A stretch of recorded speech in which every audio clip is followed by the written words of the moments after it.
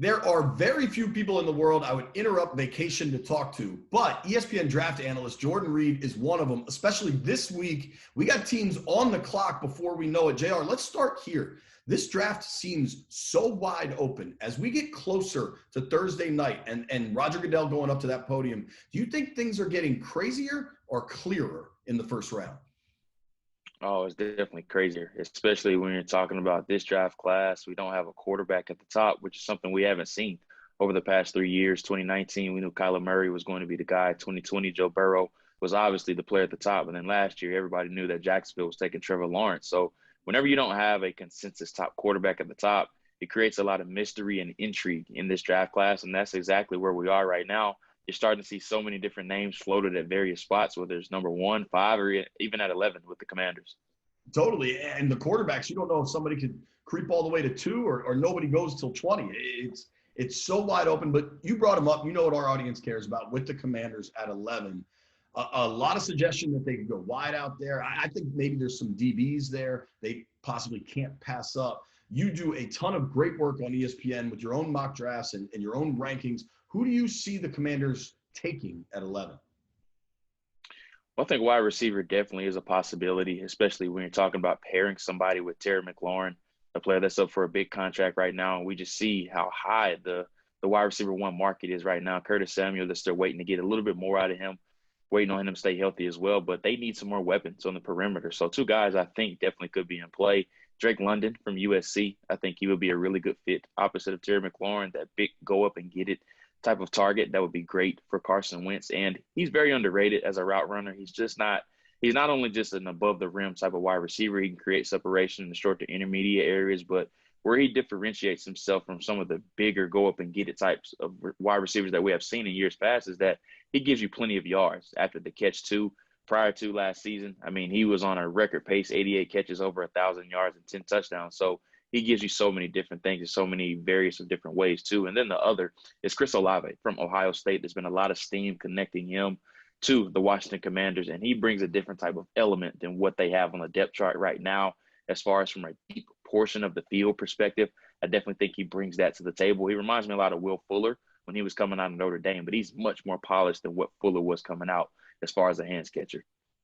2 quick follow-ups with the wideouts. With Drake London, is Mike Evans a decent comp? The Tampa big receiver, able to create after the catch, but still physical? Somewhat. I don't think he's quite that. I think Mike is so unique as far as from a height, weight, size, and then speed perspective. He creates separation too. And the comparison that I wrote down for Drake London is Mike Williams from the Chargers. I think as far as their measurables and how they stack up, and then just their playing style, and then some of the similar questions that they had going into their pre-draft resume coming into the process, I think they align very similarly. Well, and then what about Jamison Williams? The kid looked like the wide receiver 1 off the board, hurts his knee in that title game for Bama. I loved him. I know I've talked with sources inside the Ashburn facilities that really, really like Drake London, but Jamison Williams isn't lost on them either, especially how fast guys recover from ACL injuries. What do you think of his game in the pros and coming off the knee?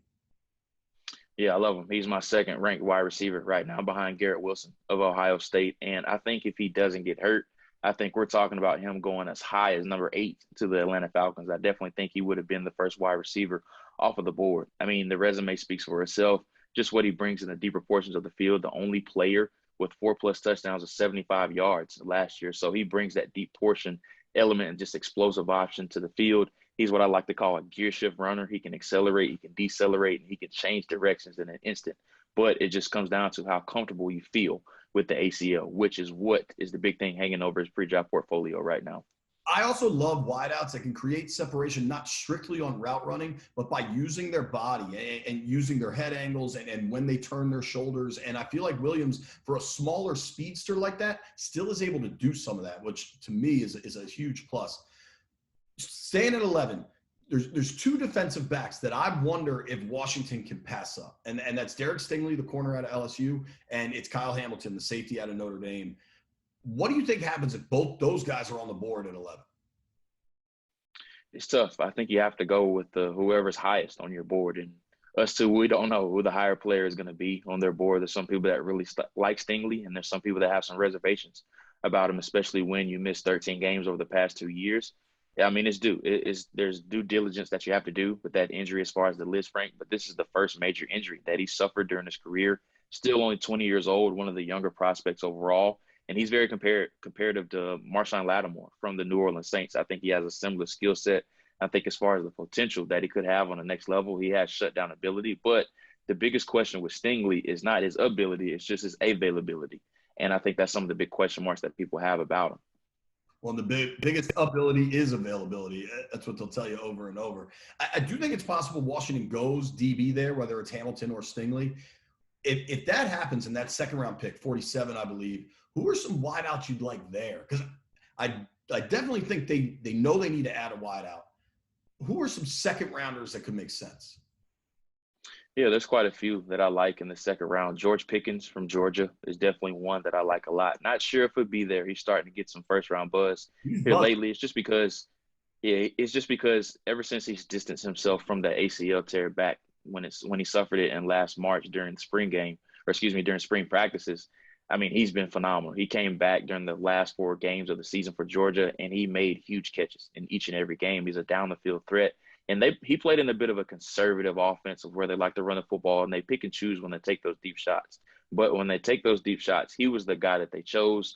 And then they didn't really feed him a whole bunch in those shorter intermediate areas. And I think there's a lot more meat on that bone as far as what he can be on the next level. Just turned 21 years old around the combine. So he is a very, very young prospect that still has a lot to grow. Man, he has a lot to improve on as well. But I like him a lot. I don't know if he'll be there at 46, but we'll see what does happen with that. Another one is Sky Moore from Western Michigan.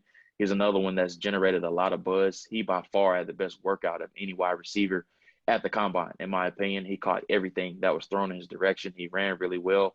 And when you turn on the tape, it's not hard for him to stand at all. And I know he wears number 24, which is very abnormal for a wide receiver, but it doesn't take him very long to stand out on film. We can go quick on a couple of these. Jordan Davis, the big man out of Georgia. There's no way Washington can go D-tackle again in the first round. I know that. They've done it too much, too often of late. I love that guy. Does he make it to 11 and give me heartburn?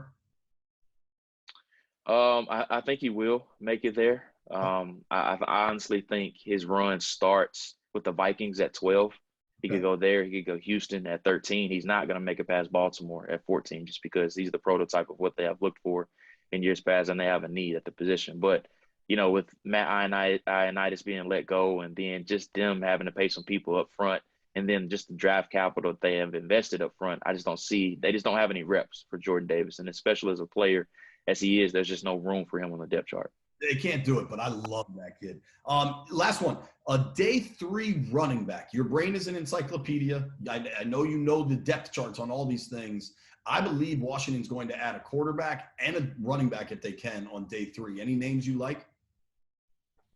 For quarterback, Bailey Zappe from Western Kentucky. He's one that I like a lot. Reminds you a lot of Taylor Heineke when he was coming out of Old Dominion. Just has that magnetic and infectious personality. Had ridiculous numbers last year, almost 6,000 passing yards, 62 passing touchdowns too. So he has the numbers. Doesn't have a super strong arm, but he's very accurate and he knows where to go with the football. So if you're looking for somebody that can be high quality insurance or a younger option that is cut from a similar cloth like a young Taylor Heineke, I definitely could think he could have a liking to Washington in that area. I think he's probably going to go somewhere in late 3rd, early 4th round range if I had to guess right now. So right in the wheelhouse of where Washington has selections as far as a running back. I think this running back class is very, very deep. Jerome Ford from Cincinnati is one that I like quite a bit. He's probably going to be there in the 4th round. I think that's probably the sweet spot of where he could end up going. Zamir White from Georgia is another that I think could go probably in that 4th or 5th round range if we're looking for that bell cow between the tackles type of banger. Last one. Carson Strong, Nevada kid. Any chance he gets to the 4th round? Washington doesn't have a 3rd right now. It's possible. It's possible just because, he has the knee issues. He's had 3 surgeries during his career at Nevada. So 32 different teams, there's going to be 32 different opinions about the knee. There could be some teams that have him graded in the 2nd or 3rd round. There could be some teams that probably don't even have him on their board just because of the medical. So it's tough to say where he's going to go right now. But if he's there in the 4th round, I'm right there with you. I would take a chance on him.